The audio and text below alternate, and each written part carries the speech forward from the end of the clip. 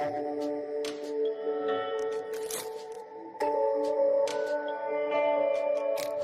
magandang araw po sa ating lahat. Ito po ang inyong lingkod, Pastor Maricar ng 611 Manila. At nagpapatuloy po ang ating pag-aaral sa aklat ng bilang. At sa araw na ito ay meron na po tayo sa chapter 34.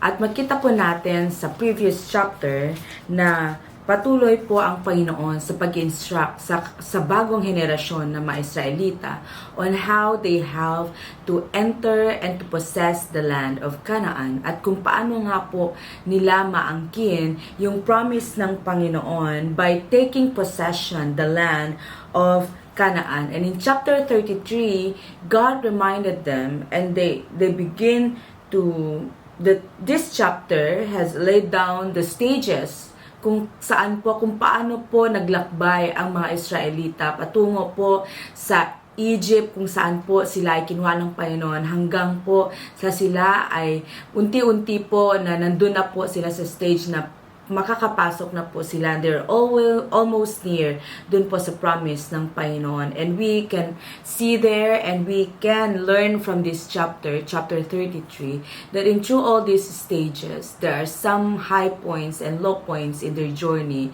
But the most important thing was God was with them. Na kung saan po sinamahan po sila ng Panginoon, God did not give up on them. Kaya naman po, kahit saan man po sila napunta, no matter what kind of failures they had, still the presence of God and the grace of God was with them. Kaya naman in chapter 33 ay makikita natin the faithfulness of the Lord in the lives of the people of Israel. And now we come in chapter 34.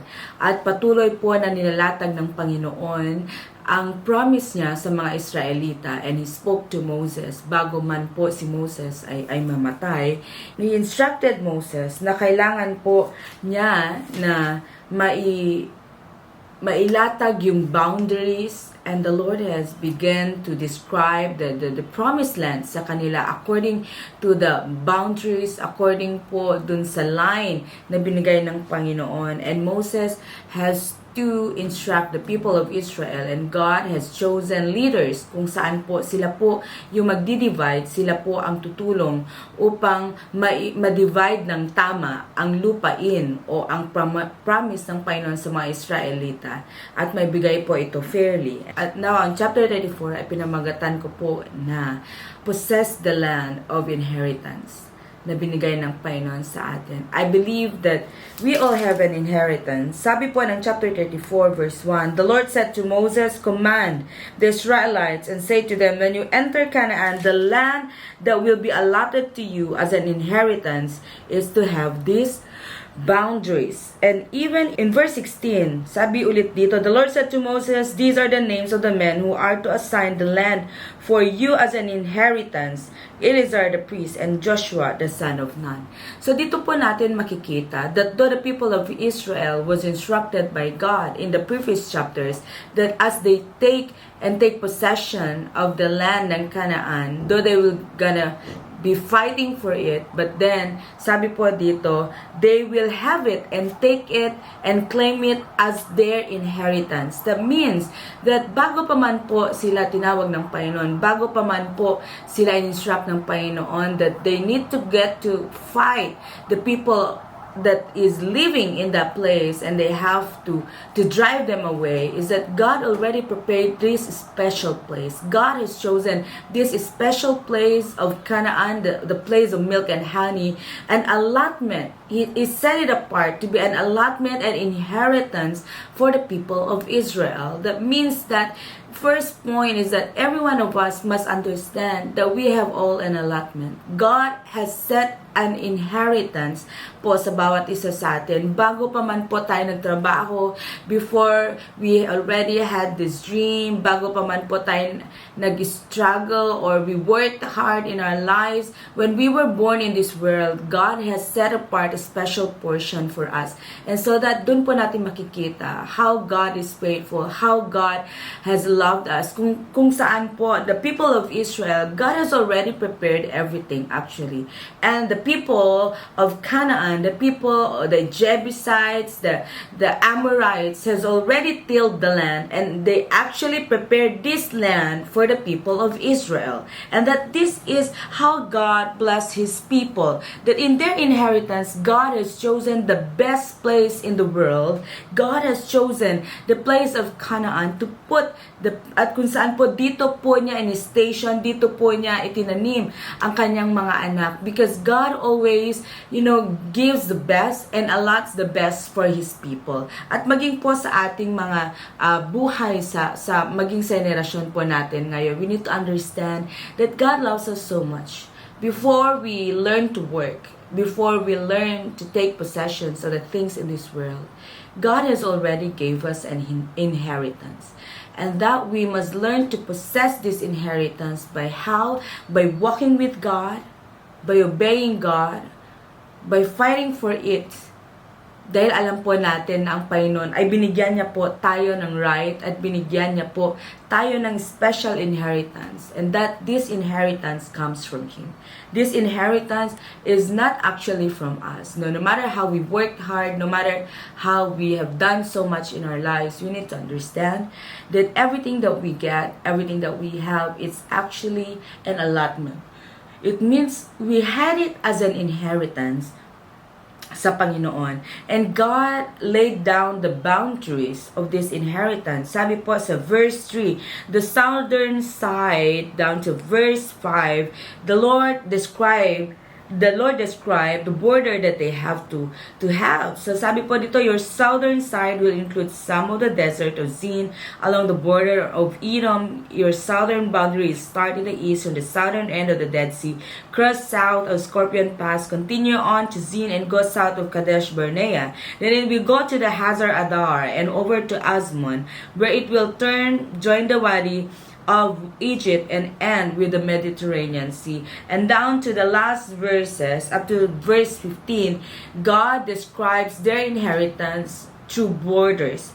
At to all this direction, God says kung up to what point po ang pwede po nilang kunin. Because in everything that God has given us, it also has a boundary.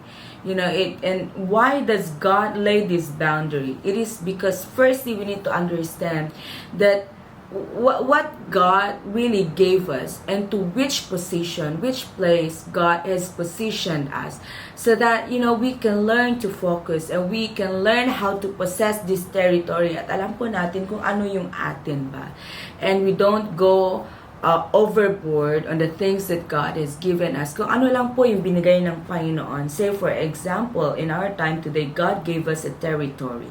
Like in our position in our companies, if you were given this work, this job, you learn to focus on this place, develop your ability on this thing, in this position, and give your best to this, and do not look on the things outside your boundary, outside your territory, and that you begin to be to envy them, you begin to be jealous, or you begin to bypass things in the company, or even as a father, as a mother, your roles. Even as a child, your roles. And God, your inheritance is to be a child. And so that you must stand as a child, not as a parent. And so there is always boundary in everything. So that really God wants us na kung saan po niya tayo nilagay, we will grow in that place. God will enable us to be developed ourselves and to expand ourselves in a certain place where He has led us. And even for our lives here in Metro Manila, I believe that this is our inheritance. God put us in Metro Manila, and God laid down the boundaries. Some of you were positioned in Makati, some were positioned in Mandaluyong, some are positioned in Quezon City. I believe this is an inheritance that God has given to us, and we need to learn to appreciate. We need to learn to embrace kung ano po yung binigay ng Panginoon sa atin, and give our best on it. Take possession of it, fight for it. Even for our cell members, they are our inheritance.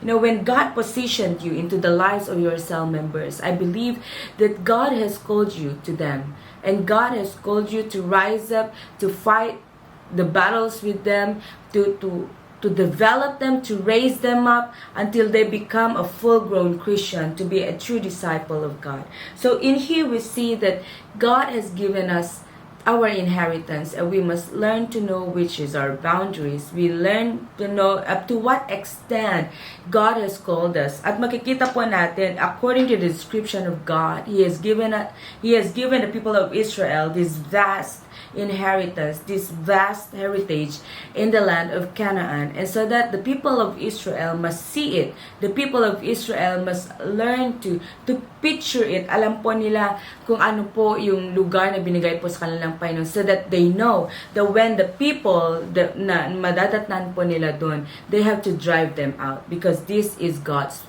given possession to them. And so is true in our lives. As God has positioned us here in Metro Manila, we need to learn to possess it. We need to learn to be aggressive. We need to learn to proactively take part of this mission, of this great conquest. We have to conquer Metro Manila. We have to establish the kingdom of God in Metro Manila. We have to embrace it. We need to own it. As God has brought us here in Metro Manila, there's no turning back, At isang bagay na gusto ko din na malaman ng bawat isa sa atin, especially 61 Manila members, is that God positioned you in this place. And so God called you here. As you step foot in this place, God has called you in this place. Not just simply to work, not just simply, to build your future, but it is to build the kingdom of God and take possession of this land. And so that you need to take courage. You need to stand by faith. You need to stand with God. No matter what kind of struggle that we may be in right now, especially in this time of pandemic, know and believe that as God has led you in Metro Manila, God is going to give you this place. That means God is going to establish you. God will bless you in this place because you followed Him by faith in this place. And so that no matter what kind of trouble or battles that you will encounter in this place, God is with you. Take heart. Be courageous. For God has set the boundaries for you. You need to inherit Metro Manila. We need to do it. Like how God has also called me. I have not imagined myself that God will call me in Metro Manila. On how we started our ministry here from the park, it's very, very impossible. It's very unusual, and if you come into to look how we started in the eyes of man, makikita po natin, napaka-imposible that we can establish a ministry in Metro Manila. But now where are we? We are positioned in Makati.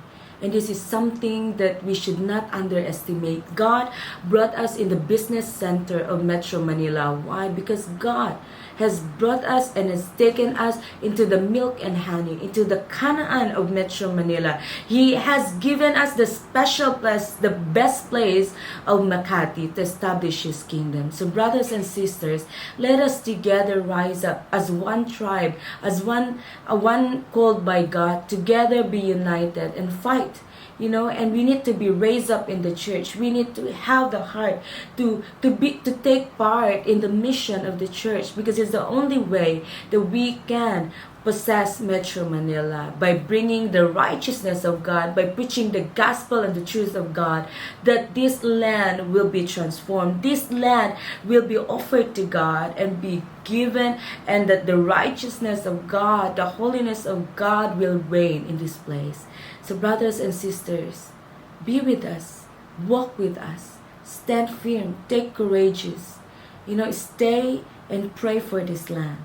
And in the second point, makikita po natin in verse 16 down to the last verses, God has chosen people and leaders to divide the land. The leaders na kahit po wala na po sina Moses, they will be the ones who will give the portion according to the number and according to the lot of the people of Israel. And in here in verse 16, the Lord said to Moses, "These are the names of the men who are to assign the land for you as an inheritance: Eleazar the priest and Joshua son of Nun, and appoint one leader from each tribe to help assign the land. These are their names." And so they included Caleb, son of Jephunneh, the only one who belonged to the first generation, together with Joshua, who will be leading the whole tribe.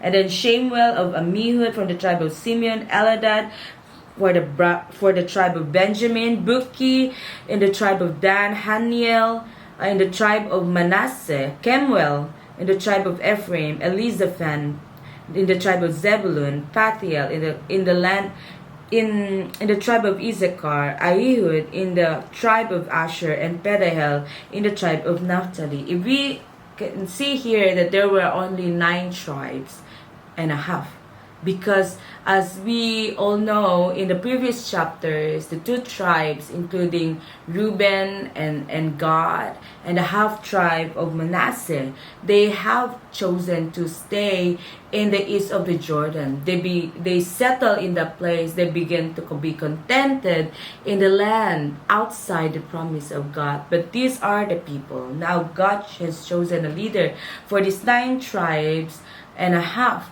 that has really faithfully followed God up to the promised land. And dito po natin makikita that it was God who appointed them. We begin to see that every time God raised up a leader for His people, He always appoint them. He is always the one who choose them. Kaya naman po ay makikita natin dito na leaders really comes from God. It's the leaders, God has appointed them, God has chosen them. Amen. And whenever it's not God who appoints leader, like what happened to Saul, something wrong and chaos will happen. But then, if God chose the leader, God will surely, take responsibility of them. And God is accountable to these leaders. And God is accountable in giving and putting these leaders upon us. At makita natin dito that even in the division of the land, appointing or dividing of the possession of the people of Israel, God appointed leaders. Because this is something that is very important. It takes leaders to do this. Like, even in our cell groups, God, the church appoints, or God raised up leaders, to lead the cell group. Even in the ministry, there are leaders who need to rise up. And in all things, even in churches, in different churches, especially for us as born-again churches, God appoints and God raises up leaders among us. And this is to divide the work. It is to, you cannot do everything. Like a pastor, if I will do everything in the job, in the work, in the vision, to possess Metro Manila, to take Metro Manila as our inheritance, I cannot do it alone. But also God raised up leaders under me. God has chosen you, brothers and sisters, the leaders in 611 Bread of Life Manila, whether you are leaders in the ministry, leaders in the cell groups. You are God's appointed people. God has chosen you. And that you need to know that God has chosen you and called you for a special purpose. And that is to lead, and that is to take part, in the portion dun po sa vision na meron po tayo sa Manila. And to divide, there is the vision of work na kung saan po, if each one can be able to take their part, take their position in the church, definitely the church can move forward. The church can advance. Even in your cell group, it's not just your cell leader, that God wants to raise up. But each one of us, God has a part in to divide the spoils, not just the spoils, but to divide po yung work so that we can fully move forward and advance in the kingdom of God. And so, brothers and sisters, this is what I want to share to each one of you. As we are nearing to the end of Numbers 28, I hope that we will not miss our portion. I hope that we truly understand the promise of God in our lives and how God has called us to take part, and so that we will not miss po yung position, yung portion po natin. And that I encourage you, brothers, stay strong, be courageous.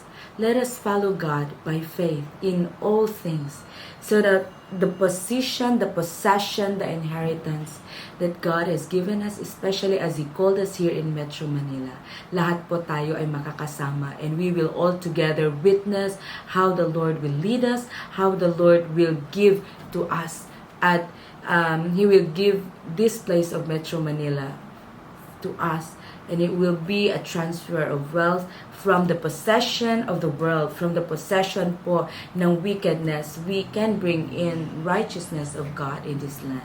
So encourage you, take heart, be strong and be courageous. Like these people, the second generation, they may be new to where God is leading them, but as long as God is with us, this possession, this inheritance, these things that God has given us and called us into dito po sa Manila, God will give it to us as an inheritance. Let us all pray. Lord, we thank you that you have included us in this great plan, in this great purpose. Like how you have called the second generation of Israelites, you also have called us. We are the second generation. We are the new generation. We may be young, Father, to lead the ministry in Metro Manila, but we see and we know that as long as you are with us, we can do greater things, and we can really take part, Panginoon, dito sa work na ito. And we know that you will give it to us as a possession. And so, Lord God, we thank you. We pray that may you raise us up, that we will also see our part. We will see our position, Lord, on how we can be a help and how we can, carry the burden together with the church. Father, the burden for Metro Manila. Lord, I pray that may you help us, strengthen us, encourage us, even in this time of pandemic. We face a lot of struggles, but we know that you are with us, Father. You are with the church, and that, Father, you are our great help. And also, Father, we pray that, God, may you bless this land, may you bless this place of Metro Manila. As you have given it as an inheritance, may it be a blessing to us. May we become a blessing to it, Father. And may we have this relationship with this land, God, like how you have a relationship with us. Father, help us to, rise up, Father, to be a blessing to this land, that this land will bear fruits, and this land, God, will give life to us. Lord, we thank you. Lead your church. Lead us, Father, that may we have the faith to continue to follow you all the days of our lives. We thank you. Bless everyone who is watching right now, wherever they are, kung saan mo man po sila dinala, in Hong Kong, in every parts of the Philippines, at maging sa amang pong parte ng mundo, as you have brought them in that place, Lord, whether to take root or for a while. Lord, I pray that may every time they spend in that place will be for your glory and to be pleasing to you. Father, bless the works of their hands, and wherever they go, God, give it to them and bless them. I bless them in Jesus' name we pray. Amen and amen. God bless po sa lahat, and see you again tomorrow for Numbers chapter 35. Let us all be excited.